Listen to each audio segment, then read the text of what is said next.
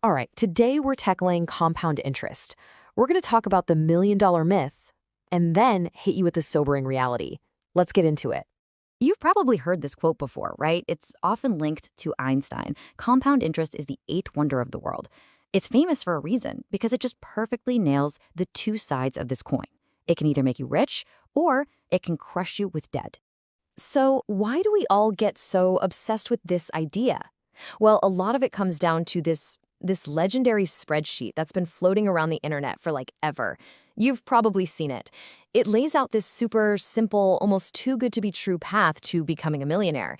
The question is it for real or is it just a fantasy?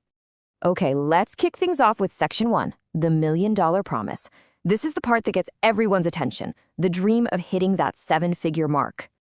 And here it is, this spreadsheet in all its glory. Look how simple this is. It's beautiful, right? It says, hey, just start when you're 22, sock away a couple $100 a month, get a pretty standard 7% return, and boom, you're a millionaire by the time you retire. It feels like a video game cheat code for life. But you gotta ask, what's actually making this happen? So that brings us to section 2, the engine of growth. Let's pop the hood on this thing and see what's actually powering that $1 million promise. Okay, so the magic trick here is the difference between simple and compound interest. With simple interest, it's simple. It's totally linear. You earn interest only on the money you first put in. That's it. But compound interest, that's where things get crazy. It's exponential because your interest starts making its own interest. And that, right there, is the whole game. It's interest on interest. The best way to think about it is that classic snowball analogy. You start with a tiny little snowball at the top of a hill. At first, it's nothing. But as it rolls, it gets bigger and bigger, and it picks up speed. That's your money. It's building on itself, gaining this incredible momentum over time. And this timeline here, this shows you exactly what that looks like. It's called the hockey stick for a reason. Look, for the first 10, even 20 years, it is just boring. It's painfully slow. You're going to look at your account and think, is this even working?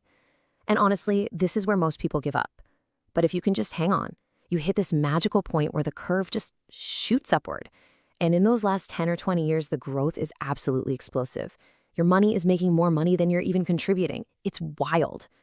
Okay, but let's be real. That perfect, beautiful hockey stick curve, that happens in a perfect world, inside a spreadsheet. In the real world, you've got to deal with what we're covering in section 3, the unseen headwinds.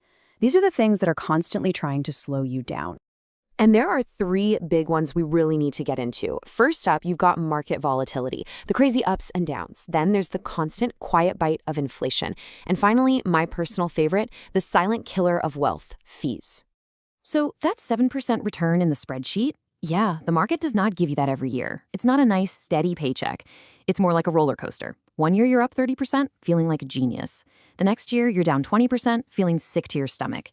That average only happens if you can buckle up and ride out the scary drops without jumping off. And then there's inflation, the quiet thief. $1 million sounds amazing, right? But $1 million in, say, 2069 won't buy nearly what it buys today. If we assume a pretty normal 3% inflation rate, that future million might only feel like, $300,000 in today's terms. Now, don't get me wrong, that's still a lot of money, but it's not quite the private jet millionaire status you might have been picturing. Okay, now you really need to pay attention to this one, because it is huge. Fees. A 1% fee sounds tiny, right? It's just 1%. That's what you might pay a fund manager who's supposed to be a genius picking all the right stocks. But look what happens over 30 years. Investor A pays basically nothing in fees and ends up with over $761,000. Investor B pays that tiny 1% fee and they're left with just $574,000. That's a massive difference. Let's just put a number on that. We're talking about a loss of $187,000. That's not a small number. That's a house deposit. That's college tuition. That's a lot of money. It's wealth that was just gone. It was skimmed off the top before it ever got a chance to work for you. It's like trying to drive with the parking brake on. So even if you manage to handle the market swings, inflation, and fees, there's still one more, even trickier variable. And that's you. So welcome to section 4, the human equation. Remember that Einstein quote from the beginning about how if you don't understand it, you pay it? Well, this is what he meant. Compounding has an evil twin, and its name is compound debt. The exact same math, the same snowball effect that can build you a fortune, can work in reverse to absolutely wreck you with something like credit card debt. And look, at the end of the day, life is just messy. It's not a straight line on a spreadsheet. That perfect plan requires 43 years of perfect robotic discipline. But life happens. You get laid off. You have unexpected medical bills. And it's not just the big stuff. It's the human stuff, like panic selling when the market crashes because you just can't take it anymore. Or telling yourself, I'll just pause my contributions for a few months till things calm down. Every single one of those decisions breaks the chain. It stops the snowball. And that's lost time you can never, ever get back. So, after hearing all that, are you feeling a little depressed? Is this whole thing impossible? No, absolutely not. It just means we need to stop dreaming about the myth and start building a real strategy. And that's our final section, a realistic blueprint. Okay, so how do we actually do this, knowing all the things that can go wrong? It really boils down to 4 simple, powerful rules. 1, start early, like right now. Time is your absolute biggest advantage. 2, be consistent. Set up automatic investments and then just leave it alone. Ignore the scary headlines. 3, be cheap. Hunt down the lowest fee funds you can find. And 4, use tax-advantaged accounts to protect your money from the taxman while it grows.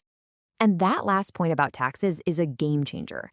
Think of accounts like a 401k or an IRA as a protective bubble for your investments. The government gives you a break to encourage you to save. The choice is basically this. With a traditional account, you pay less tax today. With a Roth account, you pay your taxes now, and then all your growth and your withdrawals in retirement are 100% tax-free. Both are amazing ways to let your money compound without getting a tax bill every year. So when I say be cheap and minimize fees, what does that actually look like? It looks like this. Low-cost index funds. The idea is so simple. Instead of paying some guy in a suit a ton of money to guess which stocks will win, an index fund just buys the whole market. It buys a tiny piece of all the big companies. And because it's all automated, the fees are insanely low. I mean, look at these. We're talking 0.07%. Remember that 1% fee that costs you 187 grand? Yeah, this is the antidote. It's probably the single biggest move you can make to protect your returns. So, here we are at the end. We've busted the myth, we've stared the tough realities in the face, and we've put together a realistic plan. And really, it all comes down to one thing. The question isn't, does compound interest work? Of course it works. The math is proven. The real question, the one only you can answer, is this. Are you willing to do the boring, unsexy, decades-long work to actually